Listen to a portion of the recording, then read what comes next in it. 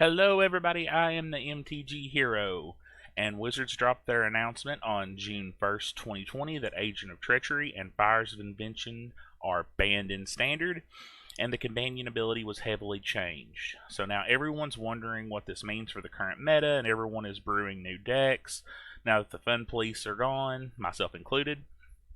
But one thing is definitely clear to me, Embercleave is back. This has always been one of my favorite standard decks. I know I'm scum and all that, but moving on. Since Ikiora dropped, Cleaver builds have been overlooked in favor of the Obosh red lists. Even though red players have had constant debate on which build was actually superior, the Obosh build was new and something different, so it became the standard red deck of choice. Despite this, Embercleave decks still showed up and put up decent numbers. But now that Obosh is probably out of the picture for good with the recent change, Embercleave is back to the forefront of the meta as far as red decks are concerned. I have played this deck to Mythic multiple times, and recently I played this deck in the Arena Open on day 1, going 7-1, and ran it back again day 2, and I finished 4-2. Despite coming up a bit short, the deck played great and was fun even with the Fun Police decks running around. The main deck is the same as it's always been since Seth Manfield and Andrea Mengucci played it at Worlds, and this is basically the gold standard of the Embercleave red decks because you can't really mess with perfection, and if it isn't broke, don't fix it. If you've not seen the list, I'll go over it now. We ran 4 Fervent Champion, 4 Scorch Spitter, 4 Rimrock Knight, 4 Robber of the Rich, 4 Runaway Steamkin, 4 Annex Hardened in the Forge, 4 Bone Crusher Giant, 4 Light Up the Stage, 3 Torbran Thane of Redfell, 3 Embercleave, 4 Castle Embereths, and 18 Mountains. Some people argue that Shock should be in the list, but overall, Shock is really bad against the non-aggressive decks, which tend to be more popular right now. And you have better removal in the sideboard.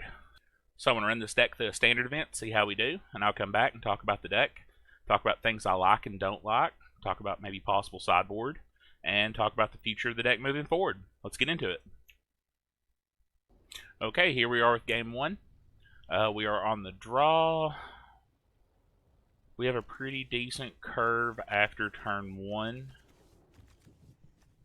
Our opponent kept 7, so we maybe can get an activation off Robber of the Rich. We'll see. I'm going to keep it and see how this goes.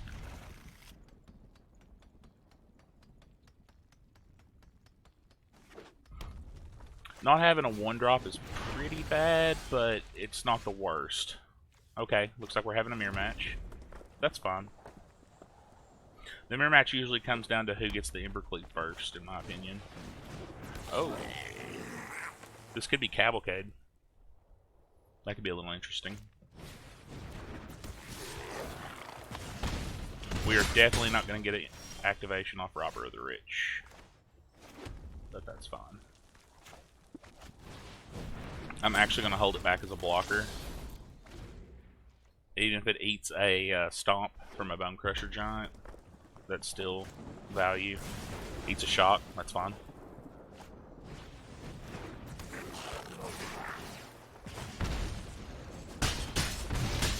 Our opponent's really getting in. We might be able to match their clock though. I'm going to run out of NX.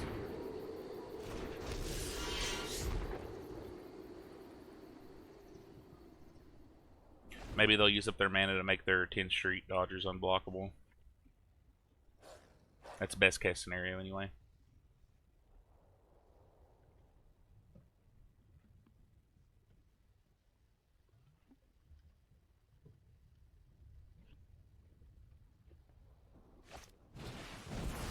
Ooh, Hearthfire.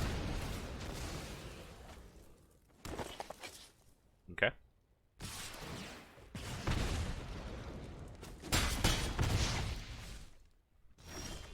We're not in the best of spots. We might be able to pull it out though.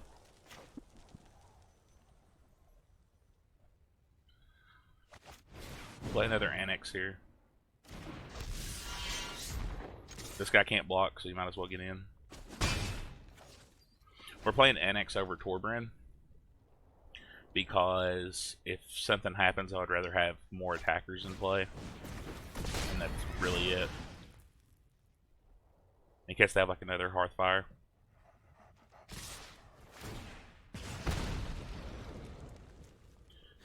think getting the Scorched Spitter out is more important.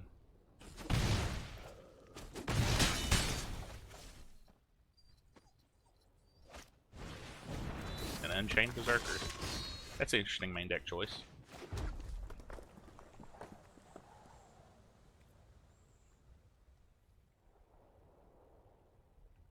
Before we do anything, I'm just going to attack with the guy that can't block. I highly doubt they're going to block it. They don't. That lets us activate our light up the stage. We should have waited to play our land, but it's whatever. We need more blockers more than we need more tokens, so I'm just going to opt to wait on the second annex.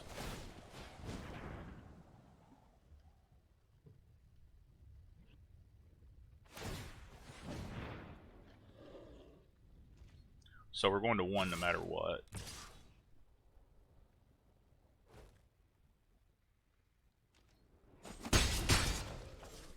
Yep. Okay, we have the Embercleave. I think we can pull this off. We're going to play Torbrand. Attack with everything. And I'm pretty sure we can just drop the Embercleave on the annex and win.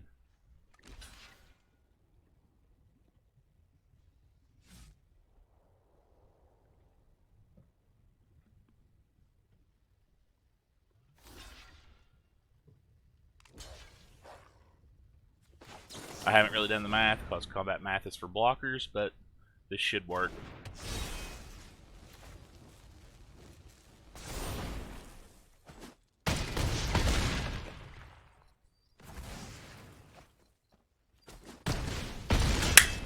We did it. Very close game against Cavalcade, but we pulled it off. Okay, we're on the play. We got a 1-lander, 1/1 drop. Yeah, we can't keep this. Okay, this is a little better. We'll put a land back, keep the gas.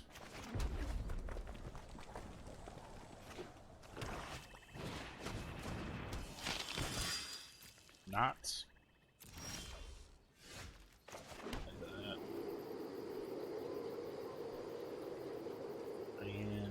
Yeah, I'm going to run out the Steamkin here. Because there isn't really anything they can do that'll put that in the danger zone before we can remove it. No blocks. Okay.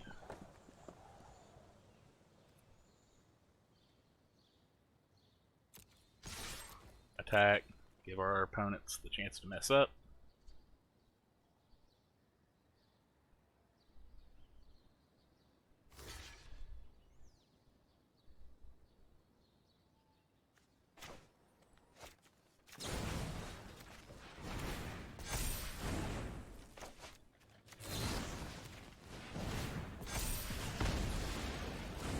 Thankfully, Serrated Scorpion doesn't have Death Touch. I feel like it should, but that might be a little too pushed.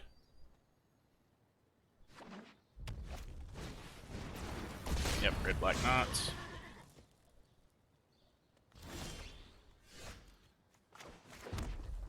I'm not doing anything.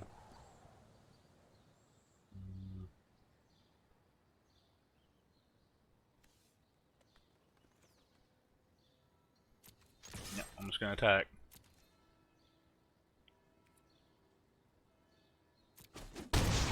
They want to take it, that's fine with me. I will play my Bone Crusher Giant. Plug the 3 here.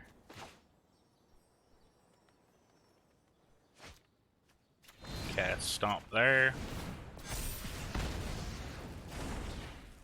And cast the Lonely Rimrock Knot.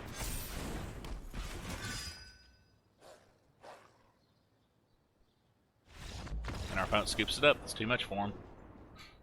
Alright. Good start, good start. Here we are on the play. Looks like our opponent is trying to make Companion still work. Let's see if they can. Solid hand with pretty decent curve.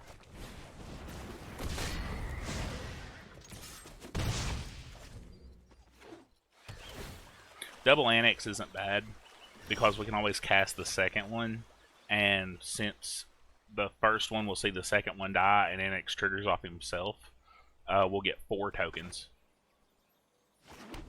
So it's like 3 mana, 4 tokens, which is it's a pretty decent rate. We'll just go ahead and run out the Runaway Steamkin.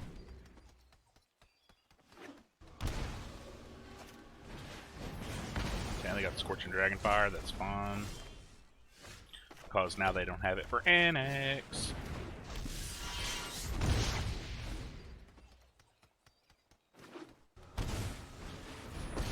They can bounce it with Fairy. That's fine, we'll attack the Fairy and get it off the board. So we can set up an Embercleave turn.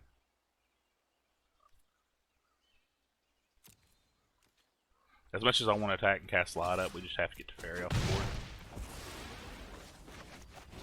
Maybe force a Deafening Clarion here.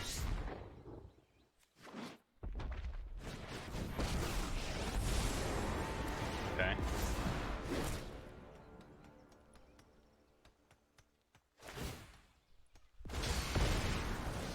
That's fine.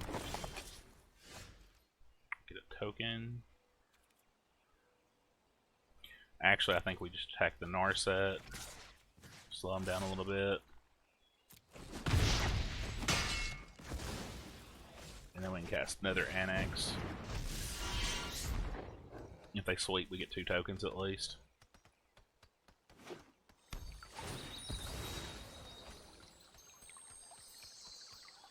Like, we just have a lot of options here, because, like, okay, they're gonna sweep. That's fine, we get 2 tokens. We hit a land. Now we can play Torbrand. Attack for 6. And we have lethal on board.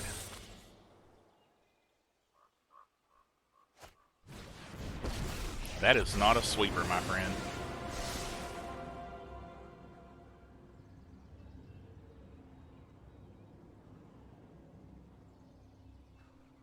So they need a land.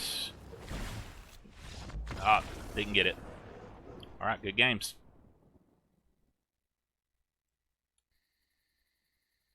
Okay, so we are on the draw with not the best curve, but it could turn into something. I'll keep it on the draw. Okay, that worked out great. I will lead on the Scorch Spitter because that's going to be more damage overall than if we just cast the Fervent Champion on 1. It'll just do more for us in the long run. I'm thinking our opponent's on Aristocrats. Play double Fervent Champion. That seems good. If they fetch out a mountain, we know what they're on. Oh no, another swamp. Kind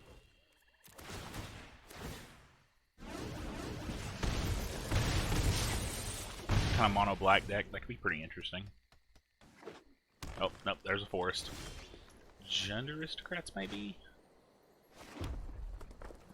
Either way, I think I'm more comfortable just playing Annex.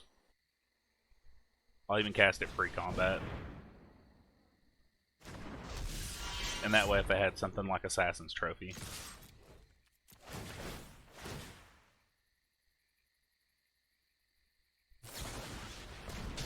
Yep.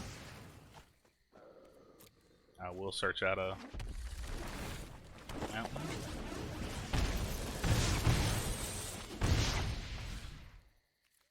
And just be mana efficient, we'll cast Light Up.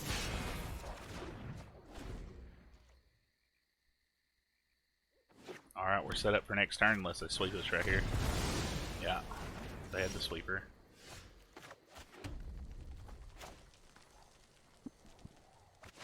I'll play Runaway here.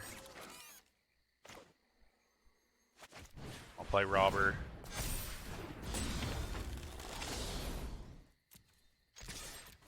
Attack. Got an Assassin's Trophy, that's fine.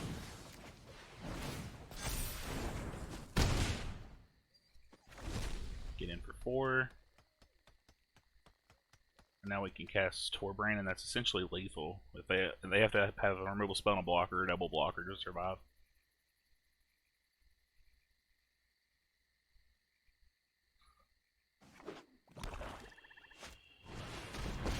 Yep, that ain't gonna do it.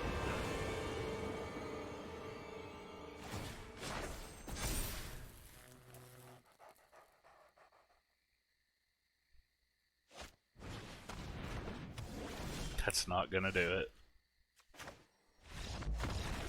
They didn't have to see it, they just knew. I think that was a misplay on their part playing the ghost form. Okay, we're on the play with just another really good curve, so I say we keep it.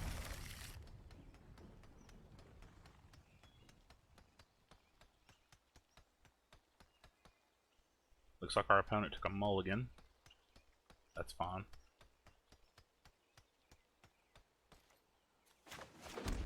Lead on Fervent Champion.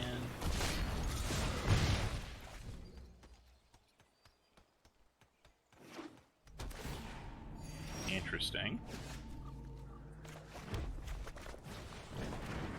This will also give us more information about what our opponent's playing. We'll opt. I'm thinking the red-blue flash deck.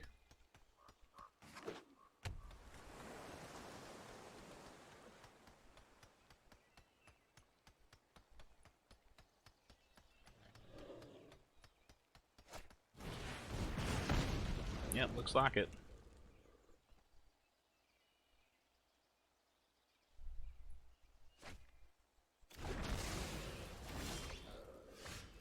Okay, so we attack.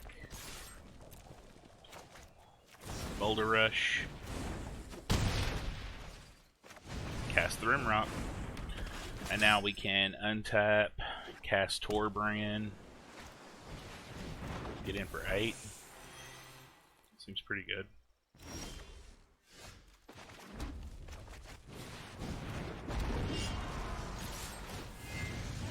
Oh, more. Get in for 9.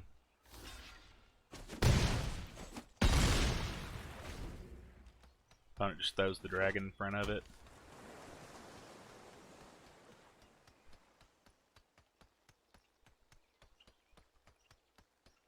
Which we knew they would. It's unfortunate, but... Okay. I'm just going to attack. I'm assuming they have a Brazen Borrower, though.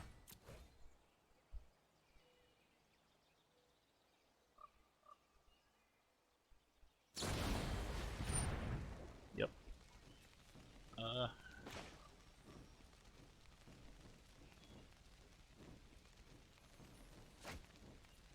Let's let that happen and see if they try to block it with something.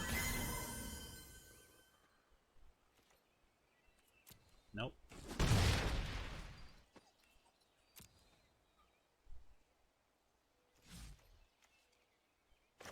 They have something in their hand, but since we have 2 Torbrands, we can just run this one out. The way their hand keeps lighting up makes me think they have it. They roll silence. They're digging for a removal spell.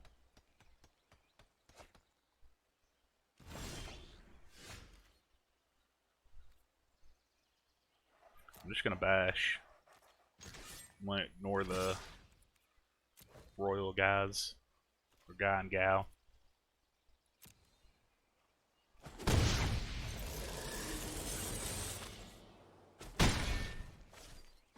Okay, and we have lethal. We'll life stage, maybe bait the counter spell.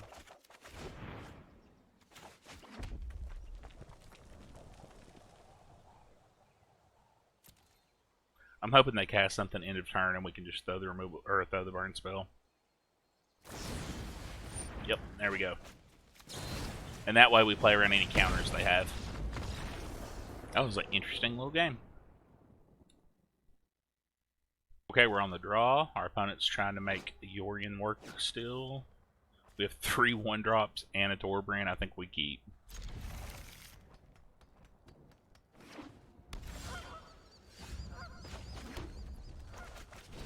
Lead on Scorch Spitter.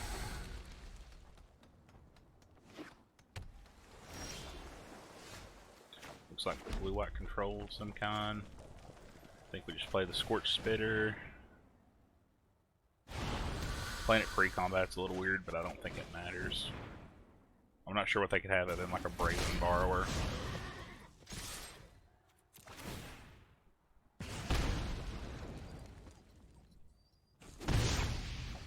I'm expecting that Omen of the Seas into turn. Yep.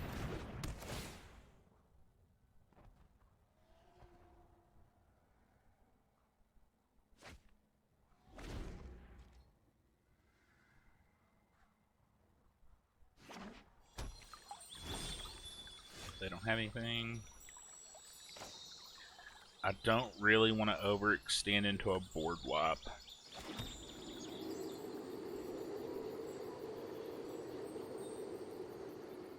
Which I think is what we would be doing, playing the Fervent Champion. So I'm just going to attack with what we have and make them answer our board.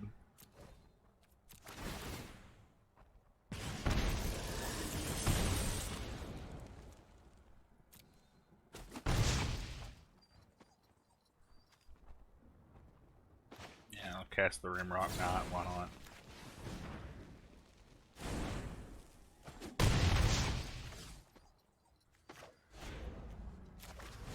Cast Light up the stage.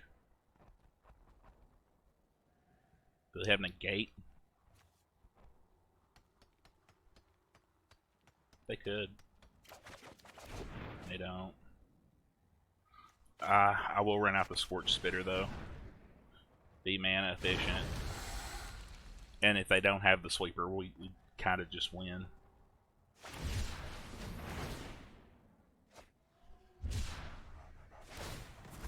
Looks like they're digging for it. Personally, I think they should have cracked the fetch, then cast the Shark Cuffing. Yep, they got it. That's fine. We'll play Annex. Now they need Elspeth Conquers Death.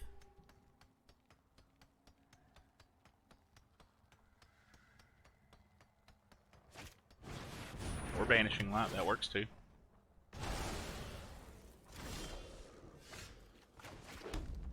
Play our land. I'm gonna play Annex. Play the Fervent Champion. Take the 9.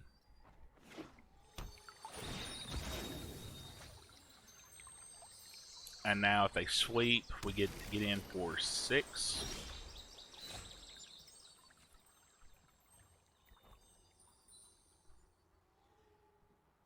I would assume they're holding up a counter spell.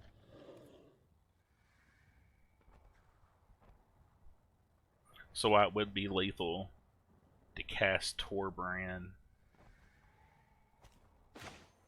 I'm not 100% sure it's in our best interest. I will cast this Rimrock Knight pre-combat, because if it resolves, we'll get in for 5 instead of 4.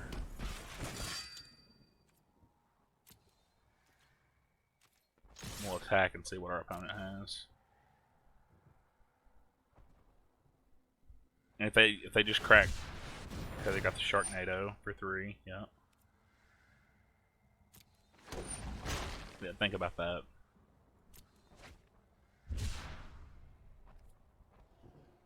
I would assume they're just going to block Annex. Really? Oh, jeez.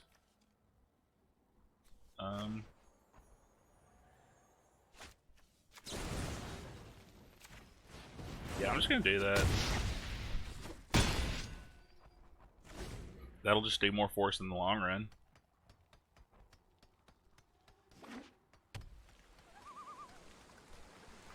Like we would have got in for 6 had I done it there and took our opponent to 3 or 4. I don't know. I think we just attack and activate Castle Embereth.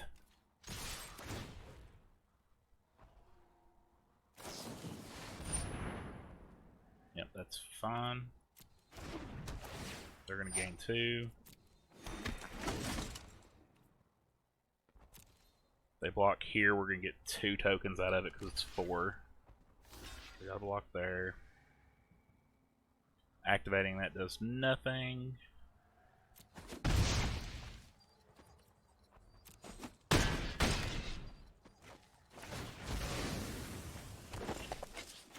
So I'm going to play the Rimrock Knight and pass, because now they have to have a sweeper. And we'll get 1, 2, 3, 4 tokens and can cast Torbrand.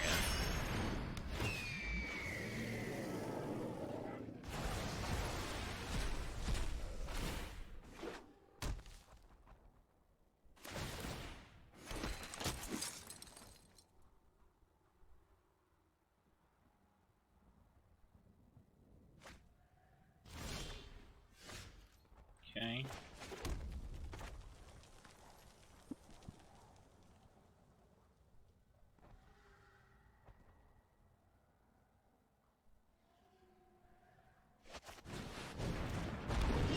He's more damage. Now I don't think we attack with Annex because we want to have stuff after the sweeper.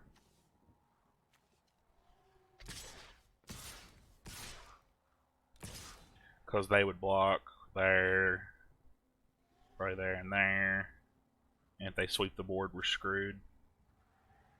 So I think we just attack like that. And they have to block here. That'll give us 2 tokens. That'll give us 1 token. And 1 will trade. Oh, no.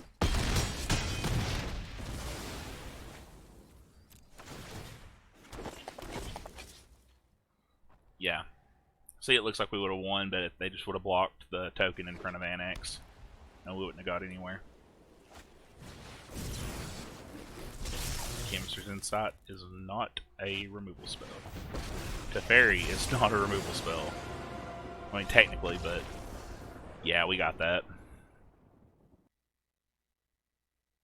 Okay, so this deck is obviously still very powerful and has a ton of good matchups in the current meta. The main deck is still perfect in my opinion. I've seen some people cutting a Torbrand for a 4th Embercleave, and I think this is okay. But as you've seen in a lot of matchups, Torbrand was just as powerful as Embercleave, if not more powerful.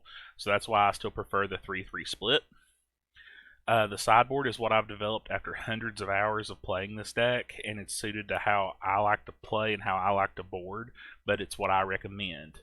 The sideboard is 2 Blazing Volley, 3 Red Cap Melee, 2 Embereth Shieldbreaker, 2 Lava Coil, 3 Unchained Berserker, 2 Chandra Acolyte of Flame, and 1 Tybalt Rekish Instigator. You can read my in-depth guide of this deck on MTGAzone. Link will be in the description. If you could, please give this video a like and a subscribe to the channel. It really helps. And I stream Arena on Twitch and Facebook to see me play this deck and many other great decks like it. Give me a follow on those and get notified when I go live. Until next time, Hero out.